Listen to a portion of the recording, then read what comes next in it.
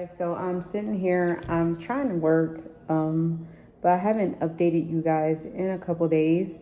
If you watch the main channel, you have been updated, but if you don't, I'm gonna put you guys through an update right now because y'all my vlog channel, and even though I want to do the cleaning videos and stuff, I still want to vlog too.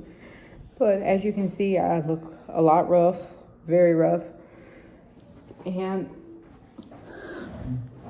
I'm gonna open up and actually talk about it. My brother was killed on Tuesday. My brother was killed in prison. My brother was on parole and got a parole violation, and that landed him in prison because the way South Carolina law works, if you violate your parole, you have to go to prison and finish out your sentence. And he was in small security, like a minimal, and then he went to a medical facility. And for some reason, at the last leg of it, because he was supposed to get out in 3 weeks, you know, they moved him to a maximum security prison. Mind you, somebody that only has 8 months, why would you put them in a maximum security prison? But they did. They put him in a maximum security prison. My brother has been trying to fight his time being corrected because they wasn't giving him his credit for the time being day and night like they were supposed to. So if they would have did his time right, he would have never went to this facility that ended up taking his life. But basically, at the facility Tuesday, some inmates lured him and killed him. My brother was stabbed in the neck and in the back, where he bled out. And everybody keeps saying, where were the COs? Where were the people that worked there? If you read the history on the correctional facility my brother was at, there's a lot of corruption in that facility. And corruption means that the COs are, multiple of them are very underhanded and they're getting paid. And a lot of correctional facilities are like that because they're so underpaid that they'll go and risk it all for money. And that means sometimes looking the other way to get money. So there was no correctional officer around when my brother was killed.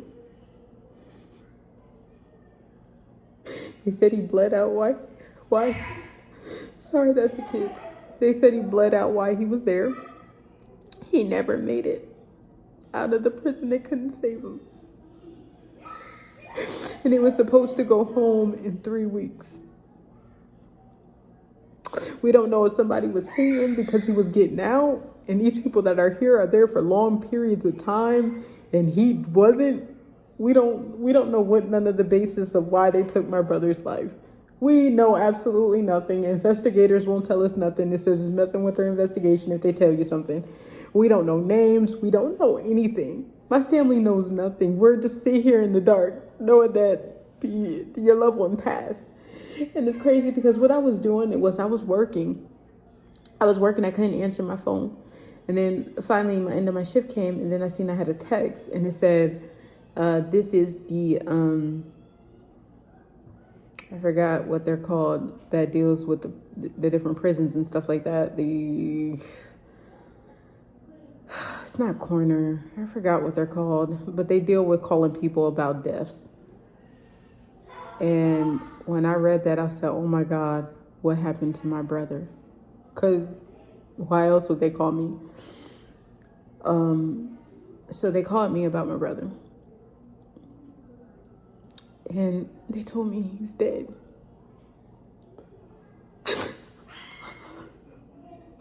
I can't wrap my head around it. I still can't. My mom, we're trying so hard. Guys, we are trying so hard. I'm even trying to work today, and it's very difficult. I actually have an appointment tonight with my doctor because at some points I feel like I can't breathe and I'm going to hyperventilate and I can't make it. So I'm going to be seeing my doctor. What? Yes. Huh? What?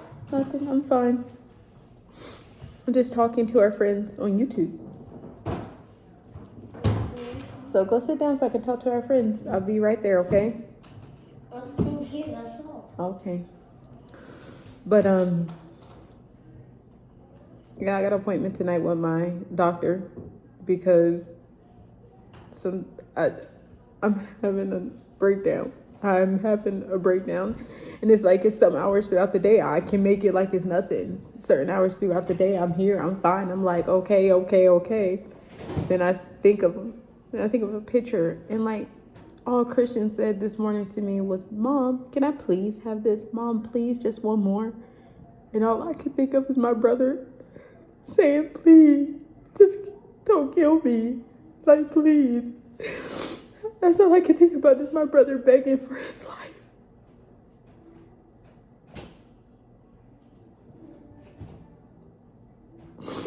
And I had such a big breakdown that I had to get the doctors on the phone.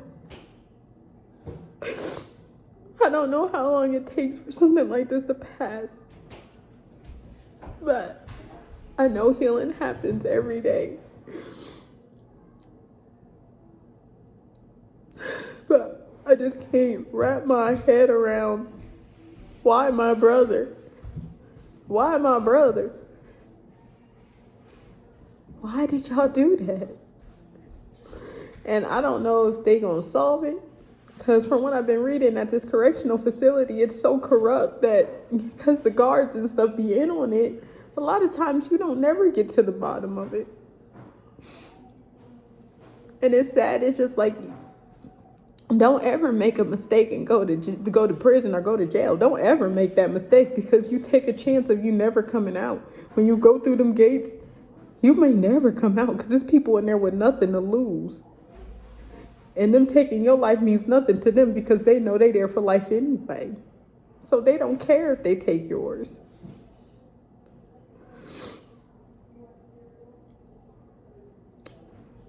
And if I would have known my brother was at such a bad facility, I would have fought to get him out of that facility. I didn't know. He never made it seem like it was a terrible facility. I just know the other one he was at was a medical one, and it was a lot better. And it was like he had a job. Like, he's never been written up, no disciplinaries, no nothing the whole time he was there. And it was like, well, the other one, at least you're doing trades, food trades. You got a little job going, stuff like that. And he was doing that, and then they took him from there, right at the tail end of his sentence, to this other place.